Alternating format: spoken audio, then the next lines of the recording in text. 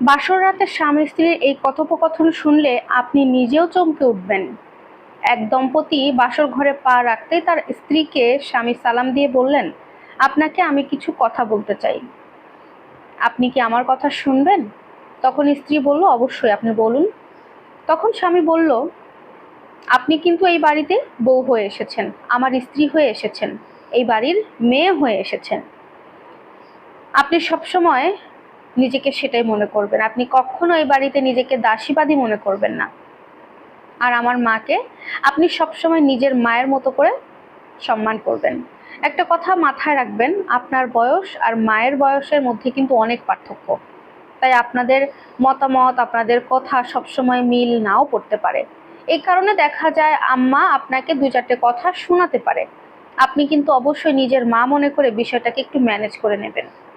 কখনো মায়ের কথায় প্রতি উত্তর কাটবেন না এবং তার সাথে কখনো খারাপ ব্যবহার করবেন না। আপনি কিছুদিন যেতে দেন, নিজেই বুঝতে পারবেন মা কতটা ভালো মানুষ, কতটা মাটির মানুষ, আপনাকে একদম মাথায় তুলে রাখবে। আর আমার ছোট ছোট ভাই বোন দুটোকে নিজের ভাই বোন মনে করে একটু স্নেহ ভালোবাসা দেবেন। ওদের দুষ্টুমিগুলোকে প্রশ্রয় দেবেন না খুব একটা, তবে বেয়াদবি করলে অবশ্যই শাসন করবেন।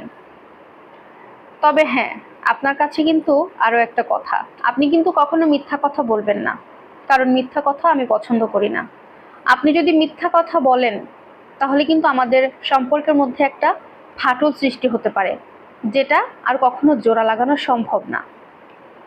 সবসময় সত্য কথা বলবেন। আমি জানি যে সত্য অনেক তিতো হয়, জঘন্য হয় শুনতে, খুবই খারাপ হয়, তারপরেও আপনি সেই সত্য কথাটাই আমার সামনে বলবেন। আমি সর্বপ্রথম আপনার গুণটাকে আগে বিচার করব, আপনার দোষটাকে নয়।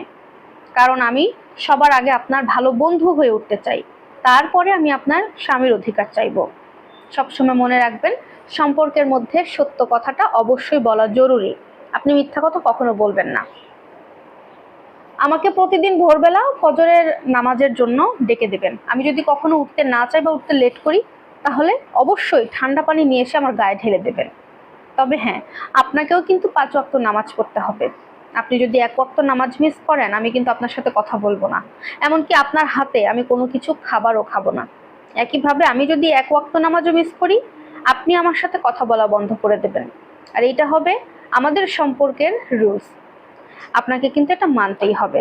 সব থেকে বড় কথা, আপনার কাছে সব থেকে বেশি আমি যেটা চাই, আপনি আমার মাকে একটু খেয়াল রাখবেন। মুরব্বী হয়ে গেছে, খুব একটা বেশি দিন হয়তো বা আমাদের মাঝে থাকবেও না। যতদিন আল্লাহ হায়াত দেয় ততদিন তার সাথে ভালো ব্যবহার করবেন, এতটুকুই। এর থেকে বেশি আপনার কাছে আমি কিছুই চাই না। হাজবেন্ডের সমস্ত কথা বলা শুনে স্ত্রী বলছে, আপনি যা বলেছেন আমি সব শুনতে রাজি। তবে আমি আপনাকে একটা কথা বলতে চাই, আপনি কি শুনবেন? আপনি কি রাখবেন? স্বামী তখন বলল, অবশ্যই, আপনি বলেন। অনেক ভাগ্য করে আল্লাহর কাছে চেয়ে আমি আপনার মতো একজন স্বামীকে পেয়েছি। আপনি কি আমাকে একটু বুকে জড়িয়ে নেবেন? স্বামী স্ত্রীর কথা শুনে মুচকি হেসে তার স্ত্রীকে বুকে জড়িয়ে নেয়, আর এভাবেই এই দম্পতির একটা সুন্দর জীবন শুরু হয়। কথাগুলো আপনাদের কাছে কেমন লেগেছে? অনেক রোমান্টিক একটা স্টোরি, আমার কাছে খুব ভালো লেগেছে। টাইম লাইনে দেখে আপনাদের সাথে শেয়ার করলাম। আপনাদের ভালো লাগলে অবশ্যই লাইক, কমেন্ট, শেয়ার করে আপুর পাশে থাকবেন।